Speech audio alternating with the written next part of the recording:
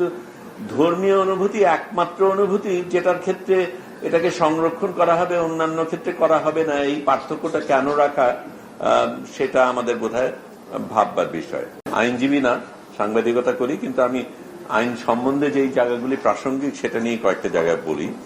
আমাদের সংবিধানে আর্থিক শালীনতা বজায় রাখার ব্যাপারে যেই ভূমিকাটা রাখার কথা, এখন শালীনতা সংবিধানের ব্যাপার হওয়ার কথা না সমাজ সেটাকে নির্ধারণ করবে, সেটা বোধহয় আমাদের ভাববার বিষয় রয়েছে। এবং আমরা সংবিধানে যেই জিনিসগুলি নিয়ে আসি সেগুলিকে আমাদের বোধহয় প্রশ্ন করার ব্যাপার রয়েছে। আমাদের অনেকগুলি আইন হয়েছে, সাইবার সিকিউরিটি আইনের পরে ডিএসএ আসলো, তারপরে সিএসএ আসলো, এখন সিপিও রয়েছে। কিন্তু সিপিওর মধ্যেও আমরা এটা নিয়ে অনেক আলাপ করেছিলাম, যেই সিপিও আমরা পেয়েছিলাম সেটার থেকে দূরে থাকবো ভেবেছিলাম, এবং পরিবর্তন হয়েছে।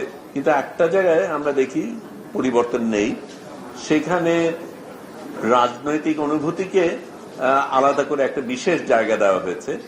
অনুভূতি তো আমাদের সকলেরই আছে, শুধু রাজনৈতিক বলে ধর্মীয় অনুভূতির ক্ষেত্রে বিশেষ একটা জায়গা দেওয়া হয়েছে। কিন্তু ধর্মীয় অনুভূতি একমাত্র অনুভূতি যেটার ক্ষেত্রে এটাকে সংরক্ষণ করা হবে, অন্যান্য ক্ষেত্রে করা হবে না। এই পার্থক্যটা কেন রাখা, সেটা আমাদের বোধহয় ভাববার বিষয়। আরটিআই অত্যন্ত গুরুত্বপূর্ণ একটা জায়গা, সেখানে আমরা এটাকে কাজে লাগালে আমরা অনেক কিছু হয়তো করতে পারি। কিন্তু আরটিআই এর মধ্যে যদি আমি সেকশন 7 দেখি, সেখানে একটা জায়গা আছে যেখানে কিছু কিছু ধরনের তথ্য দেওয়ার এখতিয়ার নেই, এবং সেখানে কিছু কিছু সংগঠন রয়েছে যাদেরকে বিশেষ করে মানে তারা যাতে না দিতে পারেন সেই জায়গাটা ব্যবহার করা হয়েছে। সেই সংগঠনগুলি কি? NSI, DGFI, CID, SSF, RAB. এই প্রতিষ্ঠানগুলিকে আলাদাভাবে একটা সুযোগ দেওয়া হয়েছে, তারা যাতে কিছু কিছু তথ্য না দিয়ে পার পেয়ে যান। এখনো আমরা ভিন্ন সরকারে এখন এসছি, আশা করি পরবর্তীকালে আমরা ভিন্ন বাংলাদেশে আসবো, কিন্তু এই ডিপ স্টেট কিন্তু আমাদের দেশে এখনো বদলায়নি, এবং এই প্রতিষ্ঠানগুলি আগে যে ভূমিকা পালন করতে এখনো সেই ভূমিকাই পালন করে, ভবিষ্যতে ভিন্ন ভূমিকা পালন করবে যদি আমরা এই নীতিগুলিকে আমরা বদলাই। সেটা হওয়ার কোনো লক্ষণ আমরা দেখছি না।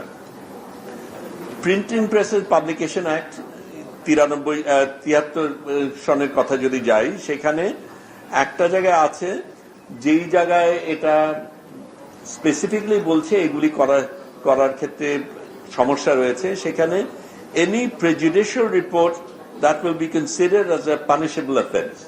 এখন আমরা সাংবাদিকতা যখন করছি তখন আমাদের ভিন্ন মত থাকবে, অনেক ধরনের বক্তব্য থাকবে, এবং সেখানে সাংবাদিকের যে কথা বলছে তার সাথে আমার দ্বিমত থাকতে পারে। কিন্তু যেই কথাটা বলা হচ্ছে এবং এই প্রেজুডিশিয়াল কে নির্ধারণ করছে সেটা আমরা ঠিক না করে সরকারের প্রেজুডিশিয়াল হচ্ছে সেটার কারণে একটা জিনিসকে আটকাতে পারবো, এটা প্রিন্টিং প্রেস অ্যাক্টের মধ্যেই রয়েছে। এটা আমার জন্য সমস্যাজনক। অফিসিয়াল সিক্রেটস অ্যাক্ট অনেক পুরনো, 1923 সনের। সেখানে যেই জায়গাগুলি রয়েছে তার মধ্যে এই আইনগুলি যেখানে সত্যিকার অর্থে সাংবাদিকতা চর্চার ক্ষেত্রে আটকে দেয়, সেই জায়গাগুলি আমরা এখনো বদলাইনি।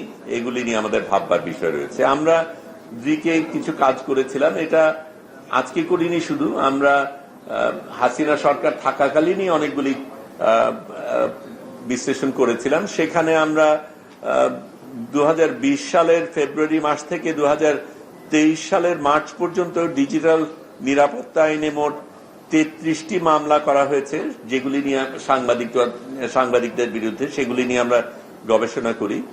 সেইখানে আমরা দৈনিক মিডিয়া মনিটরিং এর মাধ্যমে অনলাইন ও অফলাইনে প্রকাশিত খবরের সূত্র ধরে এই তথ্যগুলি আনতে চেষ্টা করি। এখানে আমাদের ধরা পড়ে যে মামলা থেকে কয়েকজন সাংবাদিক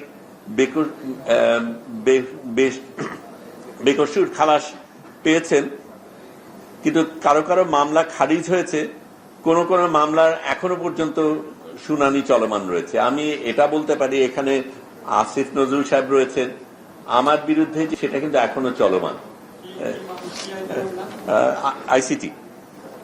আইসিটি অ্যাক্ট 2018 সনে বাতিল হয়েছে, ডিএসএ এসছে, ডিএসএ এর পরে সিএসও এসছে, সিএস এর পরে এখন সিপিও হতে যাচ্ছে। আমার ট্রায়াল শুরু হয়নি, ইনভেস্টিগেশন এখনো শুরু হয়নি।